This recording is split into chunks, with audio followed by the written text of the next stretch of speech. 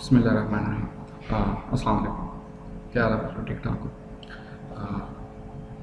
जैसा कि पता है आप लोगों को कि लॉकडाउन से पहले हम चैप्टर नंबर 5 कर रहे थे, तो हम लोगों ने मूवमेंट ऑफ इनर्शिया तक कर लिया था। उसके बाद जो नेक्स्ट टॉपिक था हमारा वो है एंगुलर मोमेंटम का, सर्कुलर मोशन के चैप्टर के अंदर। तो एंगुलर मोमेंटम को समझने से पहले जो चीज़ ज़रूरी है वो है बच्चे लीनियर मोमेंटम का थोड़ा बहुत पता हो। तो थोड़ा सा बैकग्राउंड जो है उसको देख लेते हैं कि भाई लीनियर मोमेंटम क्या चीज़ है। तो लीनियर मोमेंटम या जिसको हम टेंजेंशियल मोमेंटम कहते हैं, ठीक है। और ये आपको पता है कि क्या चीज़ होती है, ये मास और वेलोसिटी का प्रोडक्ट होता है, ठीक है। मतलब हम ये कह सकते हैं कि जब भी कोई मास किसी खास स्पीड के साथ मूव कर रहा होगा तो जो प्रॉपर्टीज़ होगा तो उसकी होती है वो मोमेंटम होता है। तो आपको पता है कोई क्योंकि सर्कुलर मोशन का चैप्टर कर रहे हैं, तो जो बच्चे बॉडी सर्कुलर मोशन कर रही होती है उसका एक लीनियर मोशन भी होता है, ठीक है। वो अलग बात है कि वो अपनी डायरेक्शन लगातार चेंज कर रहा होता है, लीनियर जो मोशन है। और इसीलिए हमें एंगुलर जो वैल्यूज़ हैं या क्वांटिटीज़ हमको डिफाइन करना पड़ा। तो हम ये कह सकते हैं कि टेंजेंशियल जो मोमेंटम है वो बेसिकली मास और वेलोसिटी का प्रोडक्ट होता है, ठीक है। अब जस्ट कंसीडर कर लें कि आपके पास एक जो है बॉडी है वो एक सर्कुलर में रोटेट कर रही है, तो आपको पता है कि इसका जो लीनियर मोमेंटम है वो बेटा क्या होगा, वो अलॉन्ग द टेंजेंट होगा। इसी वजह से को जो डायरेक्शन वेलोसिटी की होगी वही डायरेक्शन मोमेंटम की होगी, ठीक है। तो इधर हमें पता है कि वेलोसिटी जो कि टेंजेंशियल वेलोसिटी भी हमने कहा वो अलॉन्ग द टेंजेंट है सर्कुलर मोशन के। तो हम ये कह देंगे कि भाई हमारा जो मोमेंटम है वो भी अलॉन्ग द टेंजेंट ही है, ठीक है। तो इसलिए हम ये कहेंगे बोथ वेलोसिटी और मोमेंटम की डायरेक्शन क्या है वो सेम होती है, और किसी भी सर्कुलर मोशन के अंदर वो अलॉन्ग द टेंजेंट होती है। इसी वजह से को टेंजेंशियल वेलोसिटी भी कहा जाता है। अब अगर हम सर्कुलर मोशन की तरफ जाएं तो जिस तरह हम पीछे पढ़ के हैं कि बेटे एंगुलर डिस्प्लेसमेंट भी होती है, एंगुलर वेलोसिटी भी होती है। इसका मतलब है फिर जो बॉडी सर्कुलर मोशन कर रही है उसका एंगुलर मोमेंटम भी होगा, ठीक है। तो आज हम वही इसमें देखना है कि उसका एंगुलर मोमेंटम अगर होगा तो वो क्या होगा, उसकी मैथमेटिकल वैल्यू क्या होगी, उसकी डायरेक्शन वगैरह क्या होगी, सारा कुछ देखेंगे। लेकिन एक चीज़ हमें क्लियर है कि जैसे हमें लीनियर मोशन के अंदर पता है कि जो डायरेक्शन एंगुलर डिस्प्लेसमेंट की होती है, लीनियर डिस्प्लेसमेंट की होती है, वही डायरेक्शन लीनियर वेलोसिटी की होती है, और वही डायरेक्शन लीनियर मोमेंटम की होती है। सेम चीज़ इधर है कि ये फ़ौरन ज़हन में आ जानी चाहिए कि हमारे पास जो है नेक्स्ट वो एंगुलर मोमेंटम की डायरेक्शन वही होगी जो एंगुलर वेलोसिटी की डायरेक्शन है। तो अगर हम एंगुलर मोमेंटम की डेफिनेशन पे जाएँ तो सबसे पहले हमें समझना होगा डायग्राम को। आपको ये पता है कि जस्ट कंसिडर करें कि आपके पास एक रेडियस आर का है, सर्कल है, ठीक है, और एक बॉडी जो है इस सर्कल के अंदर एंटी क्लॉकवाइज रोटेट कर रही है, मूव कर रही है। अब हमें पता है कि बेटे जो रेडियस और मोमेंटम होता है इसमें हमेशा ही एंगल जो है वो क्या होता है 90 डिग्री का। जितने भी टेंजेंशियल वेलोसिटी की डायरेक्शन होगी, मोमेंटम की डायरेक्शन होगी बेटे ये क्या होगी, हमेशा परपेंडिकुलर होगा और इसका 90 डिग्री एंगल होगा इन दोनों के दरमियान, ठीक है। तो जो इधर डेफिनेशन हमें की पता चलती है इधर से एंगुलर मोमेंटम की, वो ये है कि the cross product of position vector R, जिसको हम रेडियस भी कहते हैं, अबाउट एक्सिस ऑफ रोटेशन। और हमें भी पता है कि कोई ना कोई सेंटर होता है जब सर्कुलर मोशन होता है तो एक एक्सिस ऑफ रोटेशन लाजमी होते हैं। तो कहता है कि भाई जो आपका क्रॉस प्रोडक्ट है किसके दरमियान, पोजीशन वेक्टर आर के दरमियान, और आपका जो लीनियर मोमेंटम है जो कि अलॉन्ग द टेंजेंट है उसके दरमियान जो क्रॉस प्रोडक्ट है बेटे वो हमारा क्या कहलाता है, एंगुलर मोमेंटम कहलाता है। यहाँ बुक पे वही बात लिखी है कि जो भी बॉडी एंगुलर डिस्प्लेसमेंट कर रही होगी with respect to axis of rotation उसका बेटे एंगुलर मोमेंटम भी होगा लाजमी। अब कहता है कि कंसिडर कर लें कि अगर हमारे पास जो बॉडी है ये मास m जो है ये रोटेट कर रहा है वेलोसिटी के साथ, तो कहता है जब तब एंगुलर मोमेंटम की जो मैथमेटिकल इक्वेशन होगी वो बच्चे होगी L = R क्रॉस P, ठीक है। अब R आपको पता है क्या है, पोजीशन वेक्टर है, और P जो है ये लीनियर मोमेंटम है। ये बात याद रखिएगा, ये एंगुलर मोमेंटम नहीं है। एंगुलर मोमेंटम जो L है आपका वो एंगुलर मोमेंटम है, ठीक है, और ये भी एक वेक्टर क्वान्टिटी है। अब जब भी चैप्टर नंबर 2 से आप लोगों ने पीछे पढ़ा होगा कि जब भी हम लोग एंगुलर या क्रॉस प्रोडक्ट को ओपन करते हैं तो हमारे पास जो फॉर्म आ जाती है वो साइन थीटा के अंदर आ जाती है, और साथ उसका यूनिट वेक्टर भी होता है जो कि हमें डायरेक्शन बता रहा होता है।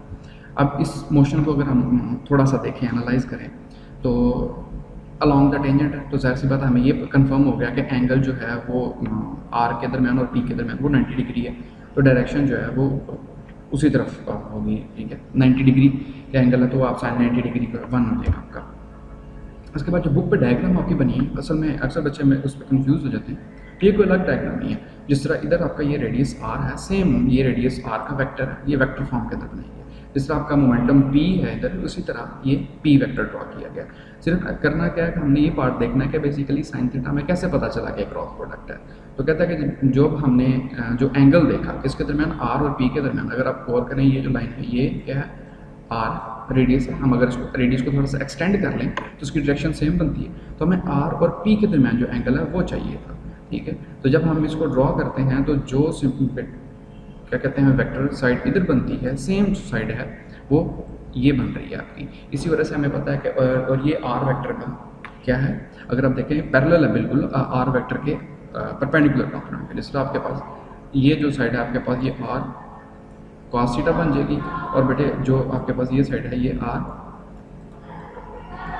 sin थीटा बन जाती है। इसी वजह से इसको sin theta r sin theta बोल देता है, ठीक है। उसके बाद बचे डायरेक्शन जो है एंगुलर मोमेंटम की क्या होगी। तो हमें क्रॉस प्रोडक्ट की जो डायरेक्शन है उसमें पता है कि जो हमारा ये यूनिट वेक्टर होता है ये बेसिकली इन दोनों वेक्टर्स के जो r और p है इन दोनों के परपेंडिकुलर होता है। तो जिस तरह आपने पीछे पढ़ा राइट हैंड रूल से हम बेसिकली इसको फाइंड करते थे कि जो डायरेक्शन ऑफ मोशन है उसमें अपनी फिंगर्स को कर्ल करो, तो जो आपका थंब है बेसिकली वो पॉइंट कर रहा होगा किसकी डायरेक्शन में, एंगुलर मोमेंटम की डायरेक्शन में। और आपको पता है कि एंगुलर डिस्प्लेसमेंट की भी यही डायरेक्शन थी, एंगुलर वेलोसिटी की भी यही डायरेक्शन थी, और एंगुलर मोमेंटम की भी यही डायरेक्शन है। इसका जो ऐसा यूनिट है वो बचे किलोग्राम मीटर स्क्वायर पर सेकेंड, ठीक है।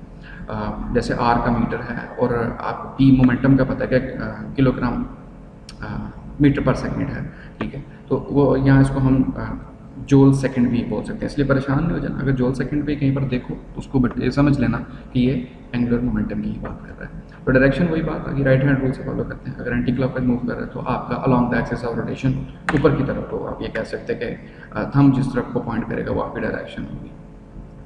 सेम चीज़ इस वही सेम डायरेक्शन एंगुलर वेलोसिटी की भी वो सारा कुछ आपको बता देगा। जो डायरेक्शन एंगुलर वेलोसिटी की वही एंगुलर मोमेंटम की डायरेक्शन होगी, ठीक है। अब जो कंडीशन हमने पुट करनी है इस इक्वेशन के अंदर, हम फर्दर आगे जानना चाह रहे हैं कि अगर हमारा इसके साथ रिलेशन बनाना पड़ जाए लीनियर सिस्टम के साथ तो क्या होगा।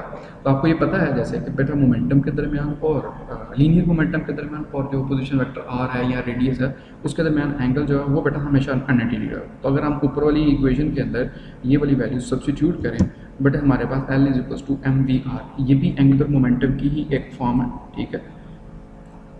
ये कुछ अलग नहीं है, ये भी एंगुलर मोमेंटम है। जो ऊपर आपने क्रॉस प्रोडक्ट पढ़ा बेटा वो भी एंगुलर मोमेंटम ही है, ठीक है। अब हमें पता है पीछे जो रिलेशन है किसके दरमियान, वेलोसिटी और एंगुलर वेलोसिटी के दरमियान, टेंजेंशियल वेलोसिटी और एंगुलर वेलोसिटी के दरमियान, वो v = r ओमेगा से हम रिप्रेजेंट करते हैं। तो वही वैल्यू कहते हैं सब्स्टिट्यूट कर दो।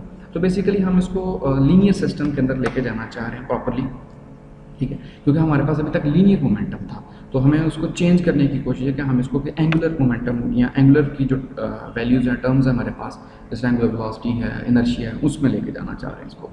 रिजल्ट टू r ओमेगा रखा, तो बेटे हमने इसकी जगह वैल्यू सब्स्टिट्यूट की तो हमारे पास जो है वैल्यू क्या आ गई, L = mr² ओमेगा, ठीक है। अब अगर गौर करें इस चीज़ पे, ये सेंटर वाली चीज़ पे ये क्या बन रही है, ये आपको पता है कि ये इनर्शिया के इक्वल होता है, ठीक है। आपने इससे पिछले टॉपिक मोमेंट ऑफ इनर्शिया में इसको किया। तो कहते हैं इसकी वैल्यू की जब हमने सब्स्टिट्यूट किया तो बेसिकली ये भी एक और हमारे पास एंगुलर मोमेंटम की इक्वेशन आ गई, ठीक है। L = I ओमेगा, I इसमें बचे मोमेंट ऑफ इनर्शिया है, ओमेगा जो है वो एंगुलर वेलोसिटी है, ठीक है। तो ये बेसिकली एक आपको दूसरी फॉर्म बता देगा किसकी, एंगुलर मोमेंटम की। अब अगर कहता है कि अगर हमारे पास जस्ट कंसिडर करें कि कोई एक रिजिड बॉडी है, ठीक है, for example just like this, तो हमें पता है कि बहुत सारे मासेस से मिलकर बनी है। तो बेटा अगर हमें इसका एंगुलर मोमेंटम फाइंड करना पड़ जाए तब क्या करेंगे। तो बेटा अगर आपको याद हो वर्क वाली इक्वेशन के अंदर हम लोगों ने ये काम किया था, फिर मोमेंट ऑफ इनर्शिया के अंदर भी rigid body, moment of inertia of rigid body के अंदर हम ये काम करके आए, ठीक है। कि हम क्या कहते थे कि हम उस पूरी बॉडी को कंसीडर कर लेते हैं कि बहुत छोटे छोटे मासेस के अंदर हमने उसको डिवाइड किया हुआ और उसका जाहिर सी बात है सेंटर ऑफ एक्सिस से कुछ ना कुछ डिस्टेंस भी होगा। तो हमें क्या करना पड़ेगा, हमें वो इंडिविजुअल एक एक मास की है जो है एंगुलर मोमेंटम फाइंड करना पड़ेगा। फिर उसको हम ऐड अप करेंगे तो हमें पता है कि रिजिड बॉडी है तो बेटा उसकी एंगुलर वेलोसिटी जो है वो कांस्टेंट रहती है, वो चेंज नहीं होगी। तो वही चीज़ अगर गौर करें मोमेंट ऑफ इनर्शिया में था कि हमें फिर क्या करना पड़ेगा, तमाम के तमाम मासेस का जो हमने कंसीडर किए हुए हैं उनका इनर्शिया को ऐड अप करके समेशन की शक्ल में लिख सकते हैं उसको। तो बेसिकली ये वही फॉर्म बन जाती है, सिर्फ ये लगा कि हमने रिजिड बॉडी के लिए फाइंड कर लिया। इसके बाद बचे हमारे पास एंगुलर मोमेंटम को हम बेसिकली दो मोमेंटम कहते हैं, एक स्पिन एंगुलर मोमेंटम कह देते हैं और एक ऑर्बिटल एंगुलर मोमेंटम कह देते हैं।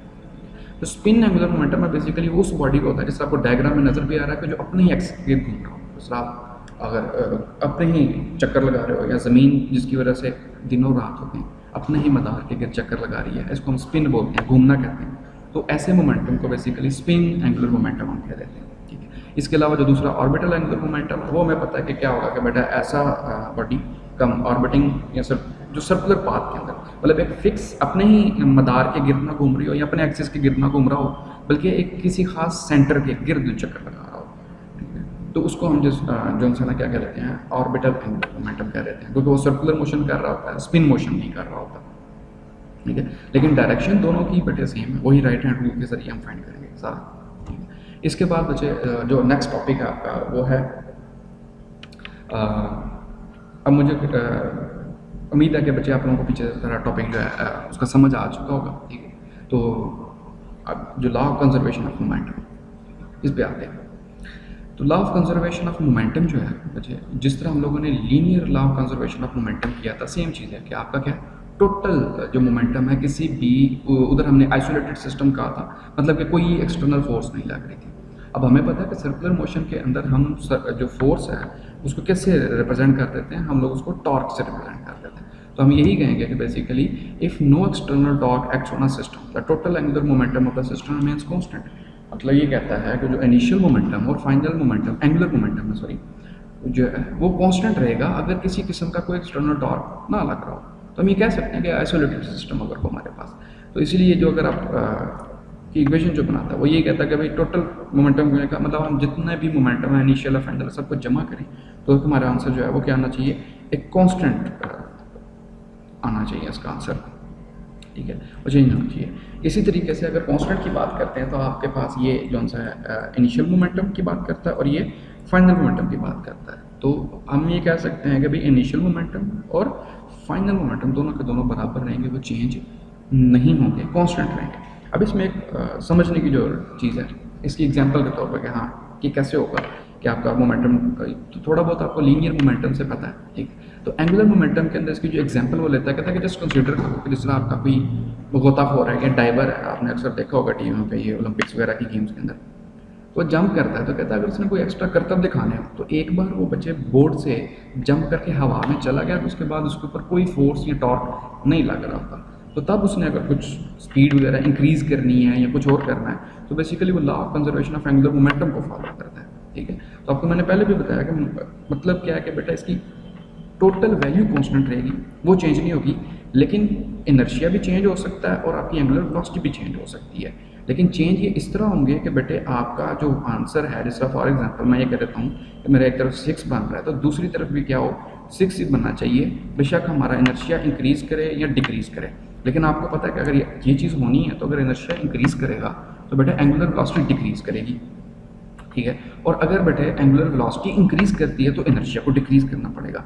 सेम चीज़ ली आपके law of conservation of angular momentum के अंदर होती है, ठीक है। अब कहता है कि जस्ट आप क्या करो कि इसमें आई की जगह पे इनर्शिया की वैल्यू सब्स्टिट्यूट कर लो, ठीक है। आपको पता है कि वो क्या मास और रेडियस है। अब जाहिर सी बात अगर एक डाइवर है जब उसने जंप करना है तो बेटा उसका वजन तो नहीं बदल जाना, ये तो नहीं है कि छलांग से पहले उसका वजन कुछ और हो तो छलांग लगा दी तो उसका वजन तब्दील हो जाए। जो चीज़ वो तब्दील कर सकता है वो रेडियस है। रेडियस का मतलब कि बेटा अगर आप गौर करो कि पहले उसका लेंथ अच्छी खासी है, लेकिन जैसे ही उसने अपने घुटनों के करीब लेके गया मतलब उसका रेडियस क्या हो गया, कम हो गया, ठीक है, आहिस्ता आहिस्ता कम हो गया। तो ये क्यों करता है, बेसिकली ये law of conservation of momentum को फॉलो करते हुए रेडियस अगर बच्चे कम होगा तो आपका इनर्शिया क्या होगा, कम होगा, ठीक है। लेकिन जस्ट रेडियस अगर कम हो तो इनर्शिया भी बच्चे कम होगा, वजह के मास तो कांस्टेंट है।